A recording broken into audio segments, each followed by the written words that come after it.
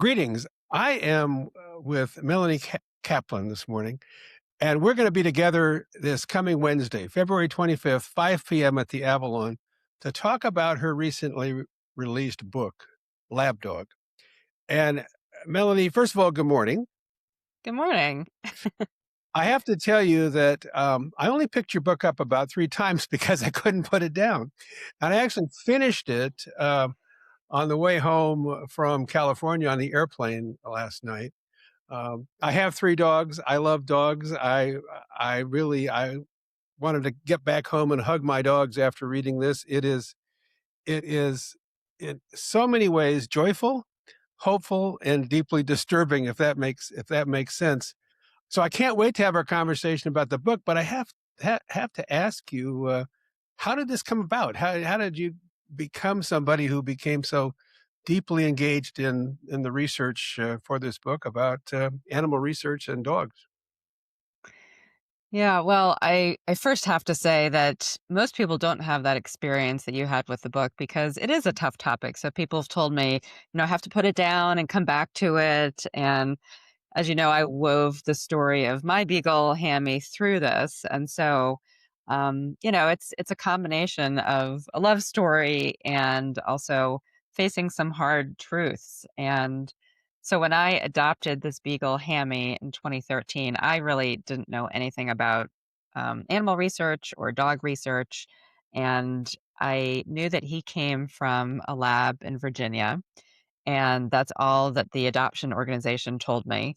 And so I would introduce him to people, and he had a tattoo in his ear, and people were just shocked time and time again. And they're like, "Is this legal? How can we be doing this?"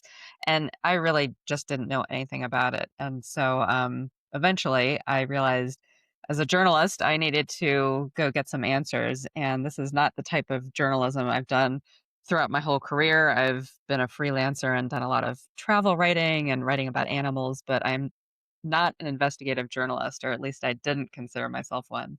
I think And you became one, Melanie. I think I might have become one. Don't tell anyone. So yeah, then I dove into this really complicated topic, and Hammy and I went on a lot of road trips to interview people, and then this book is now something I can hold, which is really exciting. as I read it, I thought to myself, this could also have been called Travels with Hammy, and I thought it was so remarkable that you would go into conversations, tough conversations with people about the work they were doing, either the research work they were doing or the work they were doing to spare and help these animals. But Hammy would be with you. That it must have put some people at ease, but it also may have made people nervous. How did that work? Yeah, it was important for me that, of course, that he was with me, but also that other people met him, because no matter where you land on this very controversial topic, whether you're in the research community or an animal activist or an ethicist, a lot of people haven't met an animal who has been out of the lab, who survived, because most of them do not. They need to be studied and their body is looked at. And so being able to introduce him to researchers who spent their careers doing studies on dogs was really felt like a profound moment. And of course, it's also just disarming to have a dog there, a little beagle. Um, and so I think it was helpful in a lot of ways. And the story was about him. I wanted to understand about his past, so it was important to me that he was there. You know, I was in at UC Davis, actually living near there while I was a government intern way back when, in I think 1972 or 1973, and on a bike ride, we went past an area near the campus and stopped along a fence, and suddenly all these beagles came running at us. I love dogs, and all of a sudden I realized that there were maybe 100 of them. None of them barked. And it was my friend explained to me this was where they did research and they debarked the dogs, which I thought, "Oh my goodness, I had never heard of such a thing." And I'm sure like many of your readers, for me, it was just an awakening of what has been going on for decades and decades and decades. And I was in government and should have known more, I think, as I read the book about what some of the agencies were doing and were sponsoring, and I'm sure for many it's an awakening that, who read this book.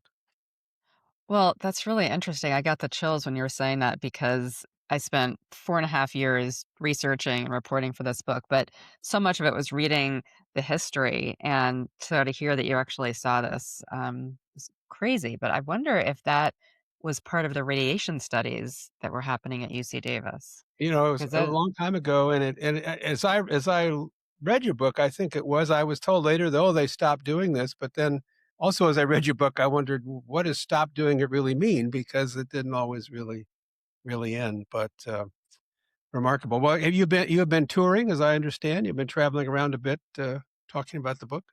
I have. I was just actually in Toronto, and I've got a trip planned in Colorado coming up, and I'm very much looking forward to going out to the Eastern Shore. Maryland is my home state, and I've got friends out on the Eastern Shore, and it's just gonna be a really fun evening. It'll be great. I also, think we should thank, Talbot Humane who have been, supporting this and sponsoring this event. It is gonna be great. As you know, on the Eastern Shore, we love our dogs. The Waterfowl Festival turns out about as many dogs as people, I think, and, this is gonna be an eye opener for a lot of people. So, if you're watching this or reading this, please come out Wednesday, February 25th, 5 p.m. to the Avalon. Melanie, we really look forward to hosting you, and I really look forward to the conversation. Thank you, Craig. I will see you there. Okay.